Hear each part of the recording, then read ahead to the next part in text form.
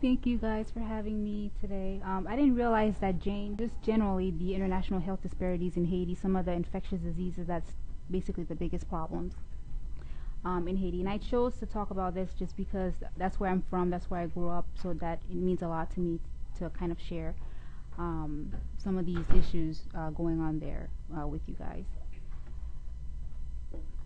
So basically, we're going to talk about just general ideas about the healthcare infrastructure in Haiti, some of the problems dealing with poverty and education, and also how that impacts the healthcare system in Haiti. HIV is a big problem, as you know, tuberculosis also. So HIV and tuberculosis are two of the biggest infectious disease problems in Haiti.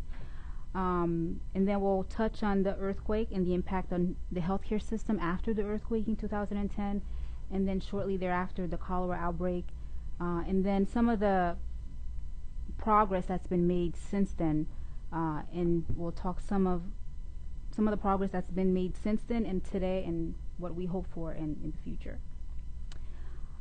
So for those of you who don't know, Haiti, it's very close to where we are. It's basically right here. It's right next to Dominican Republic, and the island together is called Hispaniola. So if anybody's done any Caribbean cruises and they said, oh, you're now in Hispaniola, you're basically in Haiti. They won't tell you that, but that's where you are. And then a closer look at Haiti. So here's the capital. It's Port-au-Prince here. And Cap Haitien is up here. This is a major tourist area. So this is where a lot of cruise ships stop here. So when they say you're in Hispaniola, you're here. But basically in Haiti, most of everything, government, healthcare, education happens here in Port-au-Prince. And the location is very important. But most of the major universities and hospitals are located here in Port-au-Prince. And that's where most of the population lives as well. So basically, it's a pretty small country, 27,750 square kilometers. The official language is still documented as French, but if you go to Haiti, most people will not speak French. It's Creole, which is basically a combination of French, Spanish, and old African languages combined. So Creole is a dialect. But officially French is the official language, but just know that most people do not speak French. The highly educated, the wealthy do speak French and Creole, but most everybody else it's Creole. The capital is Port-au-Prince. Major religion is Christianity. Some people who claim to be Christians do believe in voodoo as well, but very few actually practice voodoo. So that's just something I wanted to bring up as well. And the current president is called Michel Martelly. He went in 2011, and he's serving a 5-year term. The Haitian currency is very low, and it's continuing to decline. So the currency is called a goud, and it's basically 2 cents of the two American cents. So you can think of it that way. So you need 5 gouds to make 1 Haitian dollar, and it's 10 cents, American cents. So, and it's declining. It wasn't actually this low a couple years ago. So the economy is going down basically. And then 10 Haitian dollars, it's 1 American dollar. And just a bit of background information. So according to the Population Reference Bureau World, population data last year in 2013. So in 2014, there was about 10.5 million people living in Haiti, and 1.2 live in Port-au-Prince and more in the surrounding areas of Port-au-Prince. But in Port-au-Prince itself, it's 1.2 million. And the per capita income in American dollars is $1,710 a year. And over half of people are considered to be living under $1 US a day. The life expectancy for men 61, compared to in the United States, which is about 69. 76 in the U.S. and 69 in the world. That was as of 2013. They didn't have 2014 at the time that I did the presentation. For women, it's 65. Here, just to compare, it's 81. As of 2013, it might be higher now. And then 73 in the world. And infant mortality is also very high. It's 59 per 1,000. And in the U.S., it's 5.4, and worldwide, it's 38. So we fall behind definitely in infant mortality. And that was as of 2013. So more history on Haiti. So we're considered the first black nation to gain its independence, and that was from the French in 1803. And although that sounds very good, since then the country has been plagued with poverty, political violence, which still goes on today, underdevelopment, and it's still considered the poorest country when you compare all the countries in North America, South America, Central, and the Caribbean. It's the poorest out of all of those countries. So back to the economy. Again, 80% of the people that live there are considered to be living under the poverty line. So that's most of everybody who lives in Haiti. And the problem, and we'll get a little bit into that later on, the problem with that is most of the well, I don't want to say most, but a lot of the educated people who come out of Haiti, like me, leave. And that's the biggest issue with that. And so now you're left with 80% of the population living in poverty. I said this earlier about it's less than $1 to $2 per day is what most people live under. And then I mentioned that as of 2004, there was a study that was made, and they found that 80% of Haiti's college graduates were living outside of Haiti. And that's one of the biggest reasons why the country is so heavily plagued with poverty. So the education system, it's based on the French system. There's about 15,000 primary schools, and most of them are private. About 70% of people living in Haiti do enroll, but less than 30% make it past the 6th grade.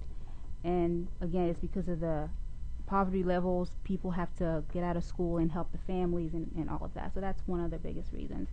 About 50% of the population is considered illiterate.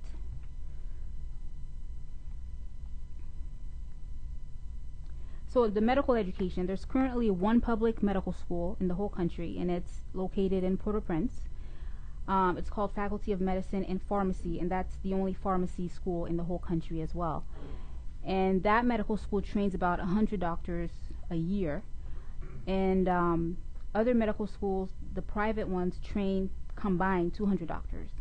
So in a year, you would graduate about 300 physicians. And again, a lot of them will leave the country after graduation. And these are the top 3 out of the 6 private medical schools. I didn't mention the other 3 because they're very small, but the major ones are the University Hospital in Port-au-Prince, and then these 3 hospitals, and most of them are in Port-au-Prince as well. And then I mentioned the one pharmacy school in Port-au-Prince. So the healthcare system, very poor hospital infrastructure, very outdated. And not only that, most people who live in Haiti, and especially those who live outside of Port-au-Prince, have very limited access to healthcare. There are a lot of mission groups who go outside of Port-au-Prince, but in terms of regular access to medical care, it's very lacking, especially if you live outside of Port-au-Prince. And unlike the United States and other countries, most people don't have medical insurance. So if you go to a physician, you have to pay cash. And then we already talked about the poverty level in Haiti. So even if you had a way to get to a medical provider, even if you had a way to get to a medical provider, you probably would not be able to afford it. So everything, labs, the doctor's visit, imaging, you have to pay out of pocket for everything. And then I mentioned most medical centers are located in Port-au-Prince, and that makes access more difficult. So there's access, and then there's difficulty in terms of payment. So HIV, the history of HIV, HIV was actually discovered not just in the United States, but in Haiti in the same year, in 1982. At that time, there was about 34 cases, HIV patients who were diagnosed living in the United States, and 11 of them were in Haiti. And at that time, I don't know if anybody remembers that, maybe Dr. Montero. Sorry, I didn't. Just Dr. Montero. Well, yeah, you're right.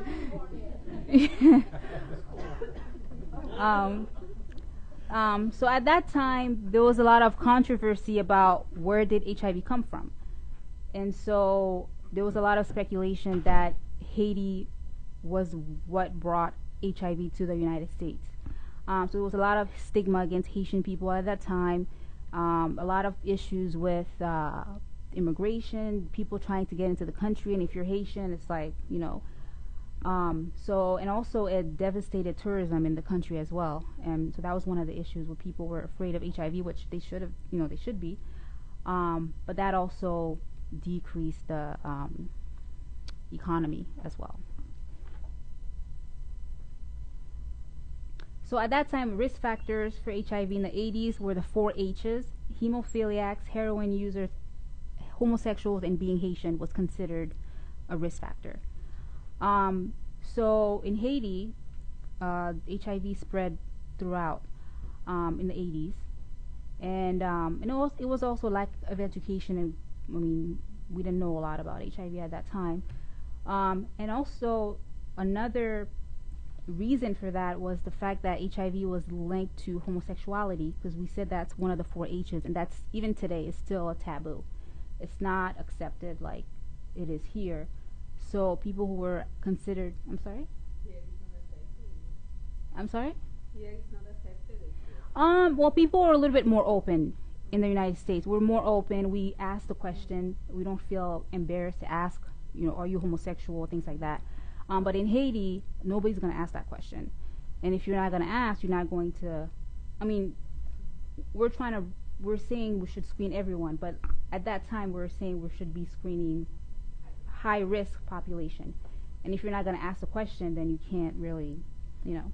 So that's another reason why HIV, it went up in 80s and 90s, because nobody's going to ask about homosexuality, nobody's going to admit to it, and it's pretty much like that still.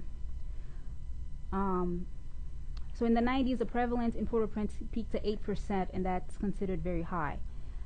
And then a lot of, especially the CDC and Partners in Health, they've done a lot of work in terms of getting more and more people screened. So the prevalence is a lot lower. It's about 2 to 3% now. So it's getting better. So as of 2012, I don't have any more recent data. It was estimated that 2.2% of people between 15 and 49, the age of 15 and 49, were positive for HIV, and that's thanks to organizations like the CDC, Partners in Health, Ministry of Health of Haiti. They're doing a lot of work to really get people to get tested, and it's really decreasing the prevalence a lot.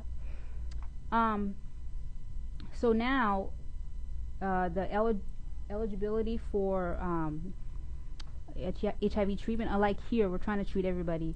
In Haiti, it's still less than 500 CD4 count, and that's really because of the access issue with antiretrovirus. So all of these medications that they're talking about, the newer ones, you're not going to see any of those in Haiti.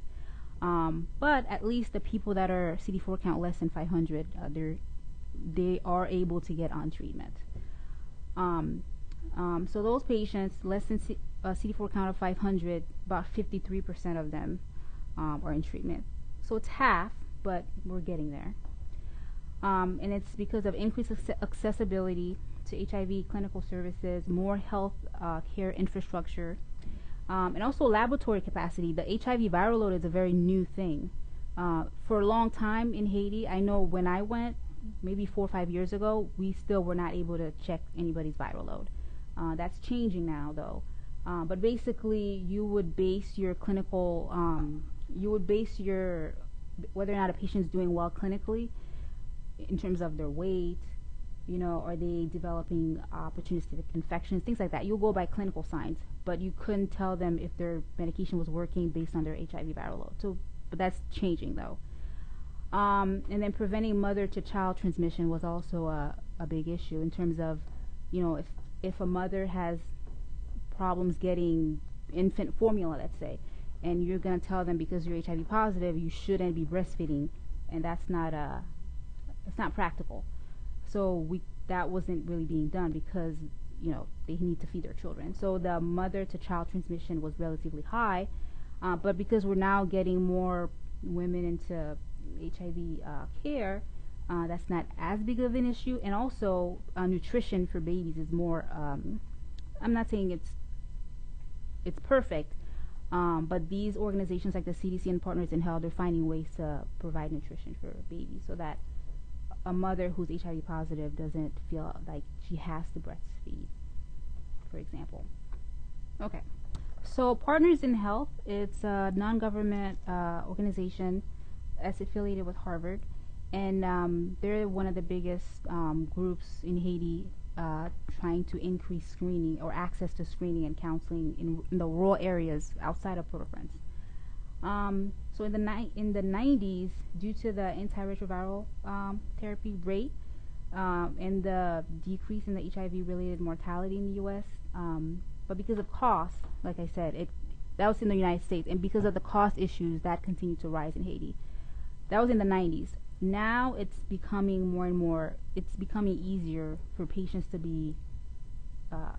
get access to antiretroviral therapy. But in the 90s, despite all the success here, it was a big problem because the cost of antiretroviral therapy was very high.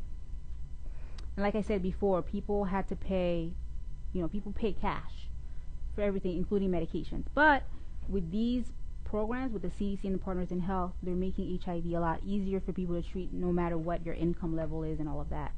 But in the 90s, it was still, you have to pay cash for everything, and that was a big reason for why people could not get into therapy, or one of the reasons. So the rate of HIV, mother-to-child HIV transmission, that's just to compare, was about 1%. And I mentioned earlier that was a big problem in Haiti because of the nutrition, poverty, and also moms, they have to breastfeed. That's basically their only option for nutrition for their children. So prior to the introduction of antiretroviral therapy, up to 27% of infants, this is in Haiti, up to 27% of infants to HIV positive mothers would contract the virus, whereas in the United States it was like less than 1%. And the problem with nutrition and poverty is the main reason. So today, the triple drug therapy is recommended for HIV positive mothers, just like it is here, and the rate is coming down. So this is just a table to kind of show you, to compare 2005, 2008. I don't have anything more recent than that, but it's basically to show that more and more people are being tested for HIV. So here in 2005, about 54,000 were pregnant women tested for HIV, whereas in 2008 it went up to almost 139,000. So the actual number doesn't really mean much. It's just to show you the trend that over time, more and more patients, more and more pregnant women are being tested for HIV. Here, it's basically standard. Everybody who's pregnant, I mean, I know because I just recently had to go and do that. But it's standard. All pregnant women have to be tested. In Haiti, like I said, because of the stigma, it's something that people are not comfortable with. But CDC and Partners in Health are doing a lot to really encourage people to get tested. This is important. So malnutrition is the leading cause of death among Haitian children. 1/10 of children in Haiti die before the age of 5. 1/3 under the age of 5 are considered to be severely malnutrition. And as you know, it leads to stunted growth and anemia. 40% of all children, all ages, are considered or have stunted growth and have brain development because of malnutrition. This table is basically to go over over a 10-year span what are the causes of death, of premature death in Haiti in the 1990s versus closer to today. So in 1990, infectious diseases from diarrhea, infectious disease were considered number 1, and then respiratory infections. TB is number 6, HIV is 10, and that was in 1990. So in 2010, after the earthquake, number 1 was disaster, and then TB still in here, it's 8, and then HIV's number is 10, and diarrheal infections went down to 6. So from 1990 to 2010, we're doing better in terms of infections, but then this happened, and so that took us a step back, and we'll talk a little bit about that.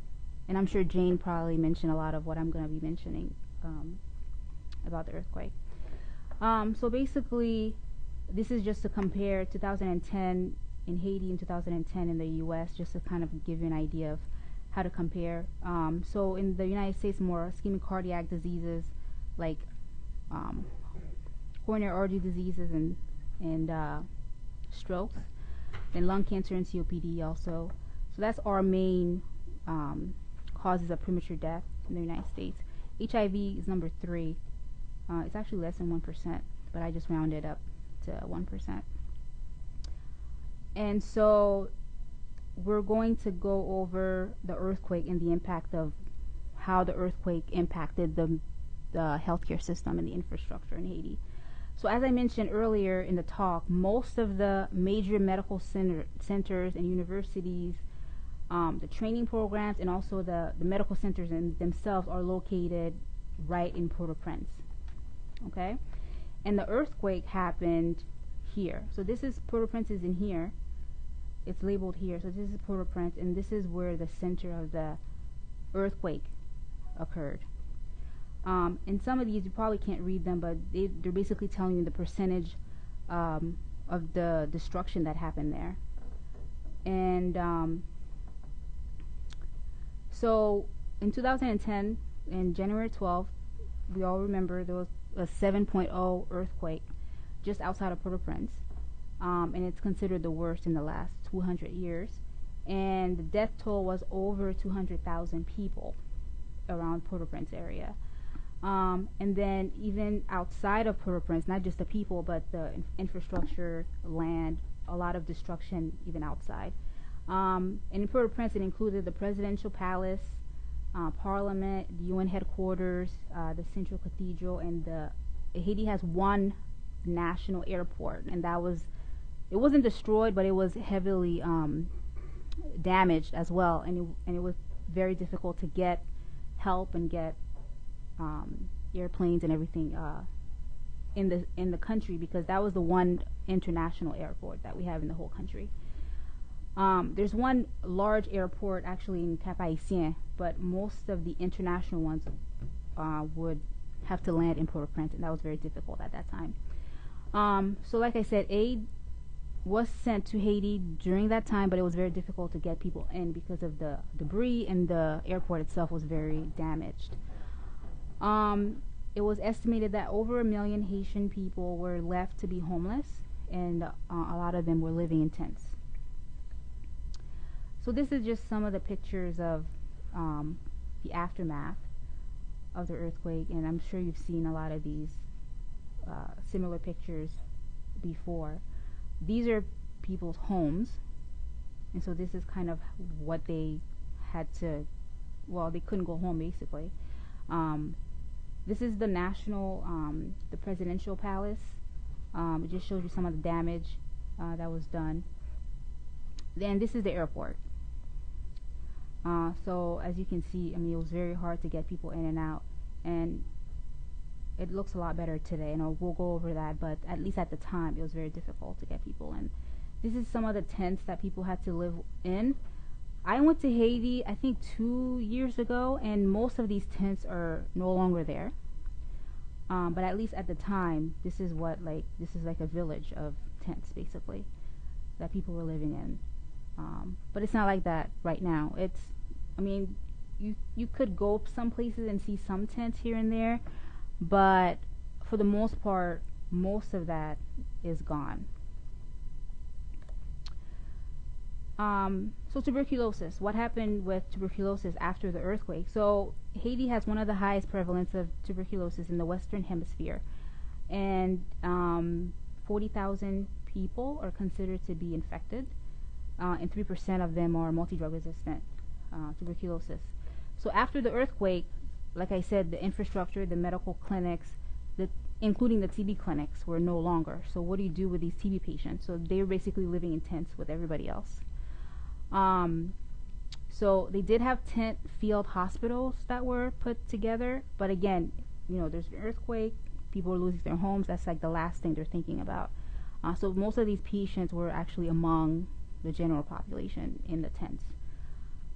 So the TB rate in 2012, after the earthquake in 2010, when they did the study, it shows that the rate of TB actually doubled as of 2012. All right, so 10 months after the earthquake, again, infrastructure, and that includes water and all of that, then the cholera outbreak started. And that was about 10 months in October. And that outbreak started in this area of the country called Lartibonite. It's here. And that was where the first cases of cholera were discovered. And by the end of 2012, there were about 600,000 cases of cholera and 8,000 deaths, or close to 8,000 deaths. So in response to the outbreaks, emergency treatment centers were established. Again, tents all over the place, so they couldn't really have hospitals to treat these patients, so they're being treated in tents. They built latrines, and that's CDC and mainly the Partners in Health that were involved. A lot of different mission groups, but the main ones were Partners in Health and the CDC. A lot of education about oral rehydration. Commercials are still going on right now about hand hygiene and things like that. And then basically, and the major impact was the community healthcare workers, because TV commercials, not many people have televisions. So they had community health workers going from place to place to teach people about hand hygiene and things like that, and how to, if they were to develop diarrhea, oral rehydration and things like that. The Haitian Ministry of Health, Partners in Health, which is affiliated with Harvard, they actually implemented the first, they introduced cholera vaccine in 2012. And about 50,000 people as of 2012 had received 2 doses of the vaccine. And today the outbreak is considered contained, but there's continued education about cholera. Even when I went a couple years ago, there's still commercials about it, and people are still educating others about cholera and how to prevent it. If you have it, what to do about it.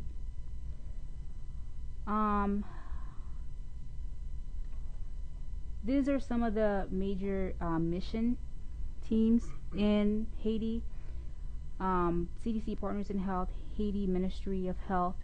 I mean, there's a lot of groups in Haiti. I wanted to show a video about Partners in Health and a new hospital they've built in 2012. I don't know if we're able to do that. Try hitting the link. Let's see. Maybe it will come up. No. You can watch it afterwards. After. Yeah. And oh. Okay.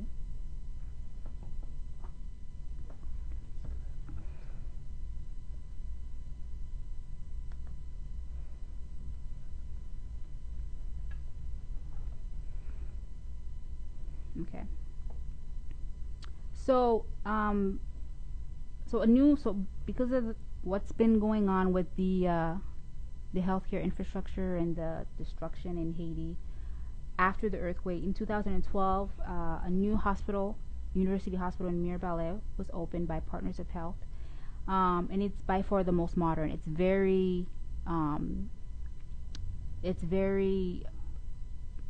similar to our hospitals here. It's electronic medical records. They have radiology. Oh, so you you suspect? Yeah, radiology, because in Haiti most of the radiology services are in Port-au-Prince, and most people can't have them done because you can't afford it. Imagine paying for an MRI with cash. Like, I wouldn't be able to do that. So they built a hospital where it's a university hospital where people actually have access to radiology, surgeons, cardiologists. And that's another thing too in Haiti. Subspecialists are it's very rare to have a subspecialist. So like GI, cardiology, ID, like those things I don't want to say they don't exist, but it's very hard to get to see a subspecialist. But that hospital, they do have that, which is very new. So they opened actually in 2013, not 2012. 2013, 300 bed, 6 operating suites, and they provide primary care, HIV care, TB, vaccines, emergency, general, and orthopedic surgery, which is hard to actually come by in Haiti. And they also provide training programs for these specialties also. So that's a very unique hospital, and if I can, I'd like to show you a video about it. These are just some of the pictures of the hospital. And then it's located just about an hour north of, this is Port-au-Prince here. It's about an hour north. And the unique thing about this hospital is that patients don't pay. I don't really know how I'm not sure how it's funded. It's funded by a lot of different companies, but the great thing about it is you get modern care without having to pay for it, and that's a new concept in Haiti. So that's the medical system. The international airport was rebuilt, and it's also a lot more modern than it was before. So these are some of the pictures of the airport today. The palace was rebuilt as well, and the roads also. If you go to Haiti, if you went 10 years ago, you know, very dirty, very the roads were not built properly or well. Now they're cleaner, and so a lot of progress is being made today, and that's what I'm very proud of.